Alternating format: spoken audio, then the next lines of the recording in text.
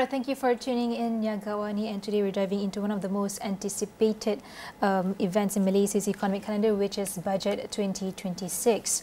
And right now, we want to approach, as we approach the announcement, it's crucial to explore how tax policy will actually shape Malaysia's development vision under the 13th Malaysia Plan, or RMK13. So joining us is someone who knows this space inside out, Farah Rosley, the Malaysia Tax Managing Partner at Ernst Young, or EY Tax Consultants Sdn Bhd. Farah, thank you for joining me in the studio this morning. How are you? I'm good, and thank you so much, Nabila, for having me again this year. Amazing, amazing. So to discuss on this crucial topic about Budget 2026, let's start with the big picture. We know that 13th Malaysia Plan, or RMK13, puts equity, sustainability and also growth side by side. So do you actually think Malaysia's current tax philosophy is clear about which of these goals it wants to prioritize, please? Thank you, Nabila. I think that's a very good question. The 13th Malaysia Plan indeed emphasise on equity, sustainability, as well as social inclusion, and those are its core goals. And within those core goals, it doesn't just focus on economic growth, but it also looks at environmental sustainability. Everybody's talking about green practices and all that.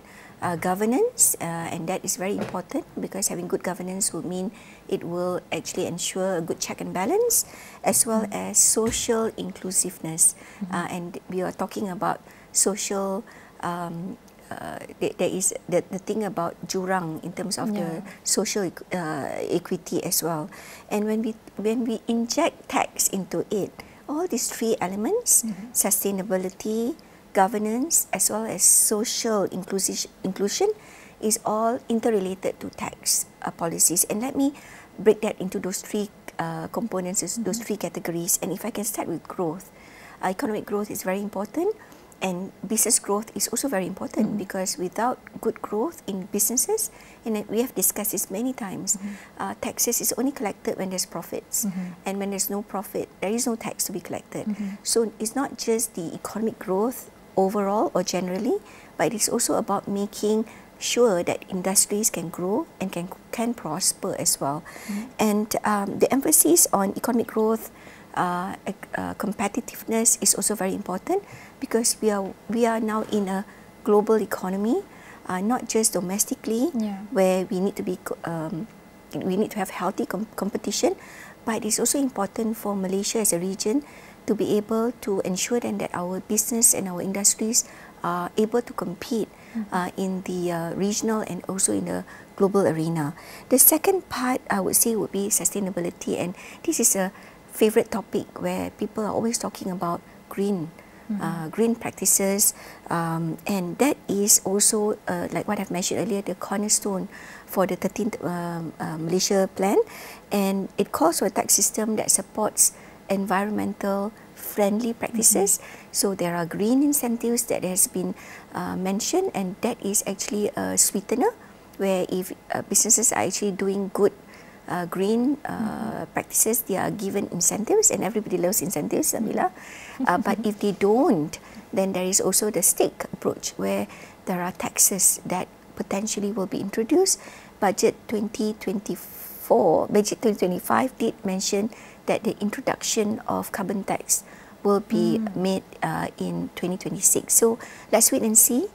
Budget 2026 will, my guess, if I've got a crystal ball here, will be mentioning, maybe mentioning about carbon tax that is impending, that will be introduced, and other countries, our neighbouring countries, have already introduced some form of carbon tax. For example, Singapore, Indonesia, and Thailand.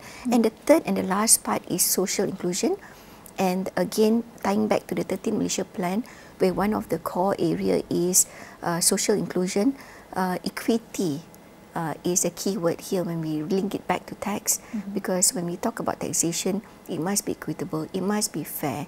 It's not just about taxing the rich or not taxing the poor, but it is also about being equitable, because like what I've mentioned, if the tax is going to be imposed on industries, and even if they are making a lot of money, they are also contributing to the nation in the form of employment, engaging in technology investment in capital expenditure that will help boost the economy. So having social inclusion, it will necessitate the raise of the tax revenue for the country, but it is also meaning the tax revenue that has been collected can be equally distributed back to the economy. There's a lot that you mentioned earlier, but there's one concern here, because when everything's priority, sometimes nothing is. Yeah. So broadening the tax base is often talked about as a way to boost the revenue.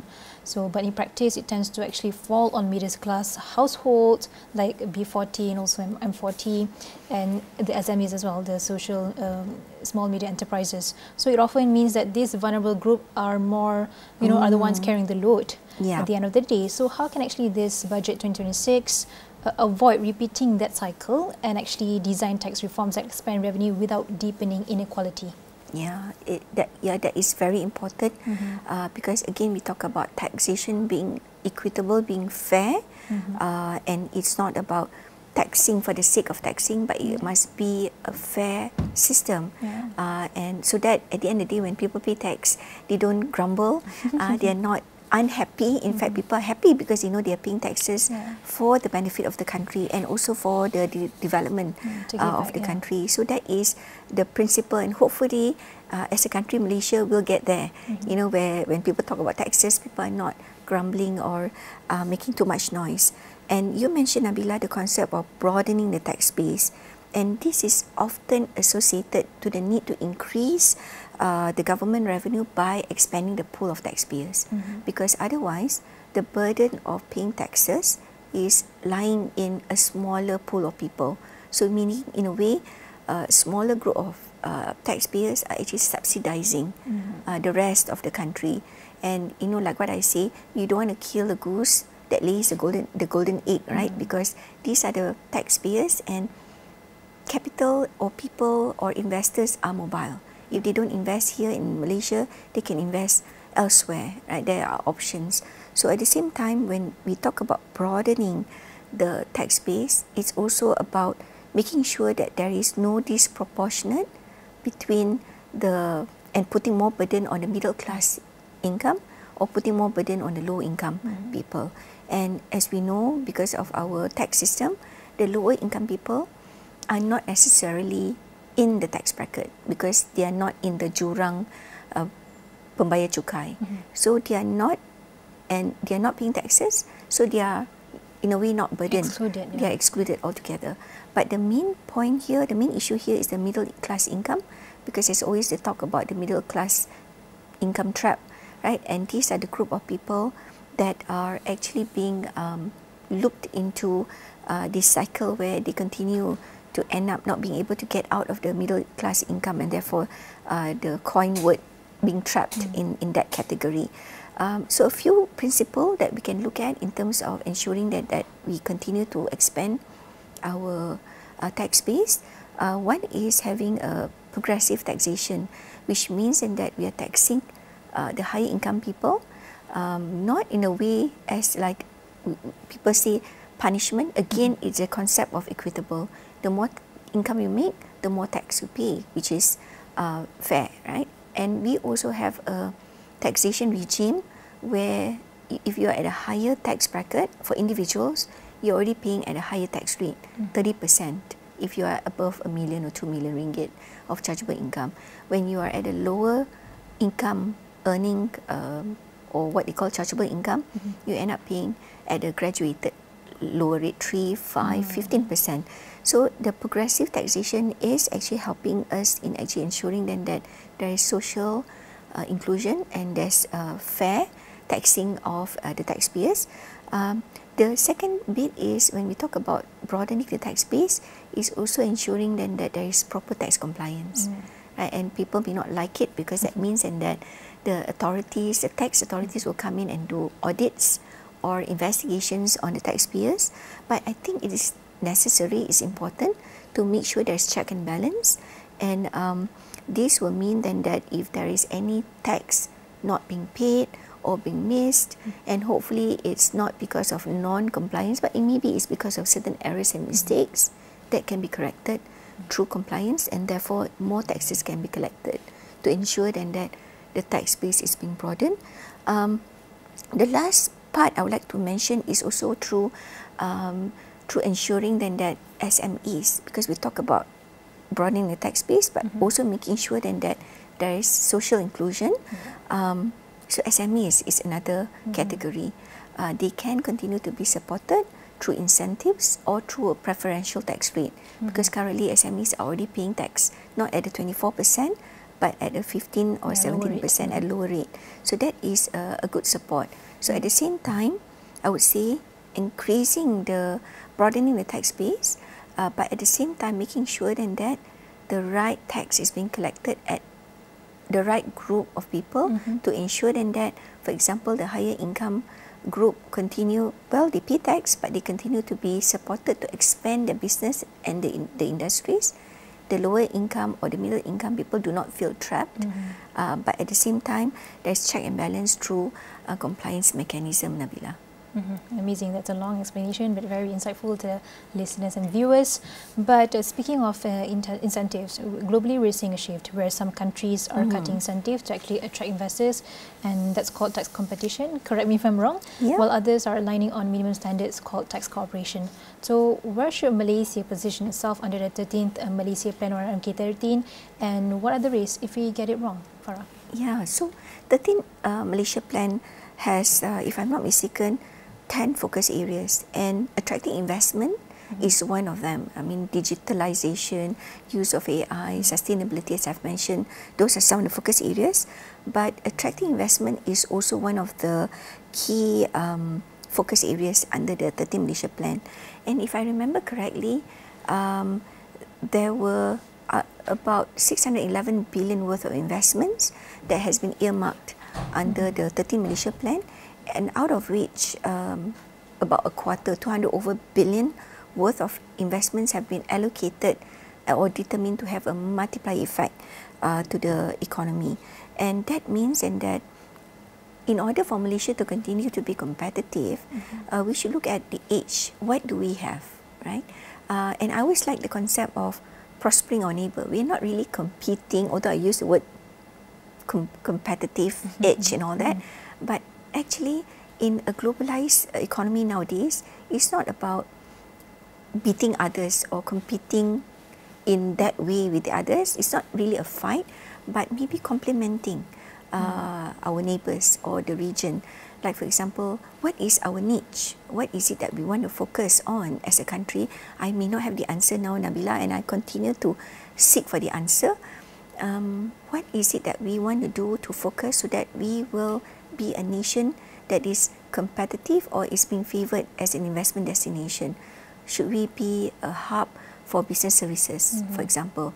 Or should we focus on advanced manufacturing, where we bring in all the high-end manufacturing into the country, and also that will also enable better employment for people, and therefore reskill and upskill the talent to make sure that they are relevant and they will remain trained and skilled for future industries and future businesses. So at the end of the day, it's about attracting FDIs, getting the multiplier effect from those investments into the country, which hopefully will spill over to expand and also continue to grow domestic investments, because domestic investments is also important, Nabila. Because we're scared, and we have to have a fine line between being, attractive and also being exploited. Yes. So that we don't kill the local That's industries. true. But now, in your opinion, Farah, could Budget 2026 dare to sunset certain tax breaks and also recycle that money into productivity or innovation, even if it means upsetting powerful hobbies? I like that question, Nabila. Firstly, there are two elements here. One is incentives, right? Some proponent will be saying then that how much more do we need to incentivize industries? But actually we need to understand that incentives are actually being given with a few rationale. One is to encourage the investment Number two is to support certain sectors, certain sectors that we want to continue to prosper. For example, for the economy, like for example, if we want food safety, for example, then maybe we want to incentivize businesses that focuses on food safety. Or if we want to encourage people to go green, then in the last few years, the government have given import duty exemption on green vehicle, right, on EVs, for example, right. But again, in terms of these incentives, it is important to make sure that those incentives remain relevant. And that's what you mentioned, Nabila. That's why I said I like your question, because sunsetting incentives, I think is a need. It's not a must, but it's a need, because we should continue to review the incentives to make sure that it remains relevant to the country, to the economy. Because if the incentives are no longer relevant, then maybe it's worth to sunset it, right? Because some incentives were designed back in the 90s, for example, or 20 years ago, which means that there's a need to review back those incentives and ensure that those incentives remain relevant to the country. Like for example, one old incentives that has been available for a long time is reinvestment allowance, which allows businesses to continue to be incentivized if they continue to reinvest in their business with certain conditions. But that incentive is mainly targeted for manufacturing. Maybe there should be more incentives to encourage services sector, for example, right? So that's why I'm saying it's not, and you mentioned, will it upset lobbyists, people who lobby for certain incentives? I think at the end of the day, as if the policymakers are looking at it for the greater goodness of the nation and for the growth of the economy, then whatever incentives has been put forward or been proposed to the government should be considered from the aspect of how that would help generate the growth that we want as a country, or how we want to continue to support certain segments or certain sector of the industry to ensure then that those sectors continue to grow and continue to give the multiplier effect to the economy. But that's the thing about progress, we have to make tough calls, right? Definitely, definitely. Okay, let's talk about digital tax, where it is regimes that struggling globally. So locally, does Malaysia risk overtaxing local digital startups while actually letting global tech giants slip through the cracks? Malaysia has already started taxing imported taxable services.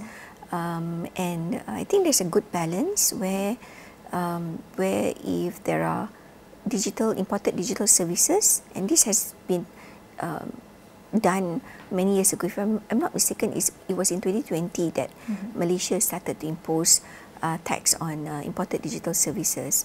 And I don't see any disparity there in terms of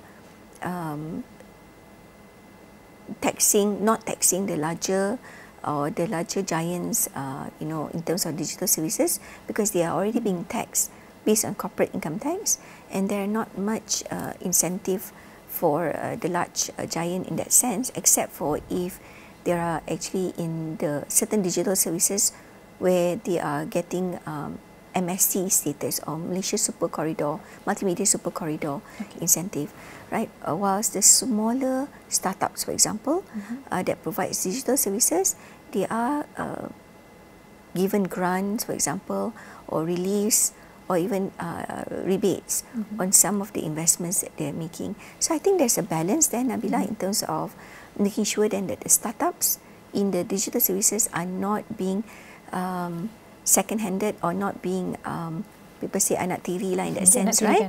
Yeah, so they are also being treated equally, fairly, and also given the opportunity to continue to grow. Yeah. What's one radical tax policy that you think we should introduce in Budget 2026 that actually would genuinely future-proof the economy? Because it's the uncertainties that's going on right now is concerning. So, is there any radical tax policy that you should introduce in the next budget tabling? Perhaps something bolder than just tweaking SST or corporate rates. Yeah, radical tax policies. That's very interesting, and that could also be not favoured by the public, maybe because over the last few years there has been new introduction of new taxes, and it may not be a populist move because, you know, that what I see. Hopefully there will be a time when people are happy to pay the tax, because they know then that the money that is being used for those tax that they paid is being generated back to help grow the economy, or being distributed back to the society. But if there is any one measure that can be introduced, I would say is then that a measure that actually provides tax that is actually broadening. We go back to the earlier point that we spoke about, where it is actually broadening or incentivizing certain sectors to actually invest more, and also from that investment, the measurement is not the tax that they actually pay, but actually what will be the multiplier effect that is being given to the economy for the growth of the economy. It can be in a form of, say for example, bringing in new technology, investment into the country.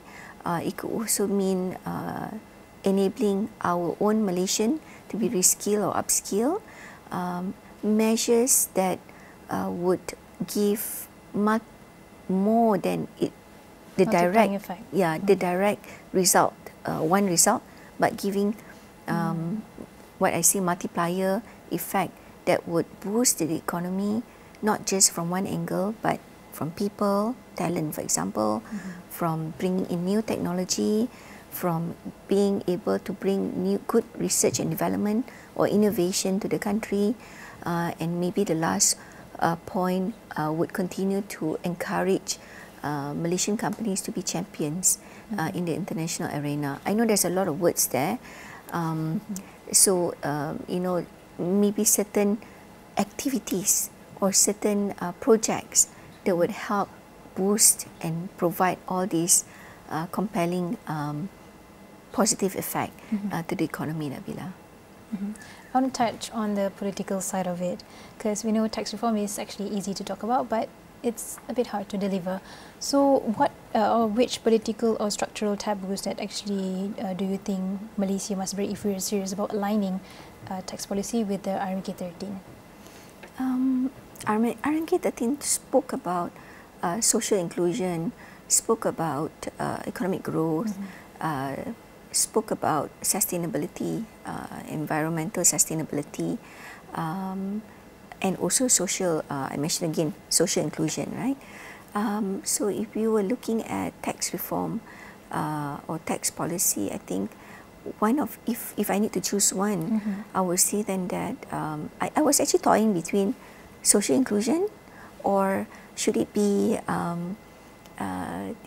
investments, but I would probably settle with investments, Nabila, because again, I'm saying then that the investments, bringing the right investments would allow the country to be able to benefit, multi-pronged benefit to the country, in the sense and that the investment will allow our people to be employed, us, the country, to be able to get higher per capita income, for example, and we've been talking about that for decades already, in terms of increasing the per capita income of Malaysian, and I would say then that we need to break away from the situation where introducing new taxes would mean getting more revenue for the country. Yes, it is correct, but also at the end of the day, what is the real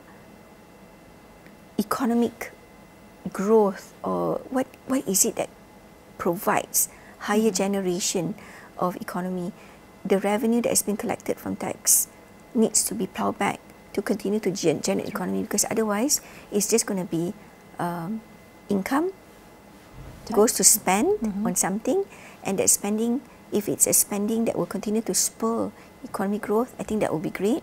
But if the spending is just a sunk cost, then it doesn't bring in the effect that we want for the country. I think it will be a waste effort as well, Nabila. So I think that is the challenge that we have, because introducing new taxes is not a popular move. Perhaps no one likes to pay any new taxes, but at the same time, how do we strike the balance that the income that has been generated from the taxes is being channeled to the right activity, or to the right segment, or to the right sector of the industry that will give us the effect that will help boost the economy as a whole. Yeah, and with that we get social inclusion. We get we will hopefully will be able to also increase the what we call it, Nabila, the social inequality that everybody is talking about. But that brings back to my next question, where you mentioned earlier about low carbon policy, right? But if we're actually serious about it, is it going to risk the short-term job losses? Because we tend to put more aggressively or punish the brown industries. So is it going to be risking the job opportunities? Yeah. Any policy, any move or any decisions to actually put a stop. For example, we say that we're going to put a stop. We are serious about it. We're going to hit the brown industries, for example. I think it cannot be abrupt. There must be time given to be fair. Right? Again, I go back to the first part, equitable, being fair. And it's not because those, I would say that not all industries are, which is considered brown, is in there to pollute, for example. Right? It could be a legacy situation in the industry. For example, if I say we have a manufacturing plant and they have certain raw materials that is not green, which means then that when they produce the output, the factory produce using raw material that's not green, when they produce the output, the wastages may be polluting the environment, right? I think time should be given to those industries to look at alternative, for example, right? If like say tomorrow policy says and that, hey, we are going to punish you 1st of October, we are today on a certain date, for example, on the 1st of October, and say today is the 28th of September. I don't think it's fair, because businesses need time to look at alternatives, right? And maybe if they can actually look at better alternatives, they would be able to actually convert the brown industry to be green, all right, or lesser of a brown industry. So in actually introducing any measures or any changes, it should not be it should not result to a shock to the industry. And that's when you mentioned it could result to businesses closing down, it could result to supply chain being interrupted, and it could also result to reputation to the country, because we are not able to consistently produce because of the policy that's creating shock to the industry, and they are not able to make the changes that is needed because there's no sufficient time given to them, right? So if there is sufficient time given, but of course it's not going to be forever, sufficient time, maybe 3 months, 6 months, 1 year, the businesses will be able to actually make the necessary changes to ensure then that less pollutant to the environment, and therefore save jobs as well, because then if they are able to continue to sustain, they don't need to actually lay off the workers. And as we all know, these workers also pay taxes, right? So we don't want again any social negative impact to the to the society as well by introducing measures that is too abrupt. All right. So throughout this whole conversation, we can conclude that, or it's clear that Budget 2026 is not just about numbers. It's actually important where we should prioritize social equity when it comes to the budget tabling on the 10th of October later. So Farah, thank you so much for sharing your insights. And to our viewers, stay tuned and don't go anywhere. We'll be on a short break and we'll be right back.